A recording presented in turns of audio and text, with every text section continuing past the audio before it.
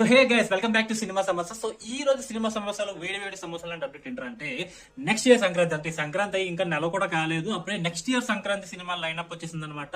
So మన senior actors అందరూ, almost నలుగురు యాక్టర్లు కూడా సంక్రాంతి సీజన్ లో వాళ్ళ సినిమాలతో రాబోతున్నారు. అండ్ విశేషం ఏంటంటే ఈ 4 సినిమాల డైరెక్టర్లతో ఆ రెస్పెక్టివ్ హీరోస్ ఆల్రెడీ వర్క్ చేస్తున్నారు అనమాట. సో చిరంజీవి గారు ఆల్రెడీ వాల్తేరు వీరయ్య బాబీతో చేస్తున్నారు, ఇప్పుడు రెండో సినిమా చేస్తున్నారు. And at the same time Balakrishna గారు గోపిచంద్ మల్లేని గారితో వీరసింహారెడ్డి చేశారు, మళ్ళీ ఇప్పుడు చేస్తున్నారు. అనిల్ రావుపూడి గారితో వెంకటేష్ గారు 4 సినిమాలు చేశారు. మొన్న సంక్రాంతికి కూడా వాళ్ళతో కలిసి సినిమా వచ్చింది, వాళ్ళతో కాంబినేషన్ లో. చిరంజీవి గారి సినిమా, బట్ స్టిల్ చాలా పెద్ద పోర్షన్ లో ఉన్నారు వెంకటేష్ గారి సినిమాలో.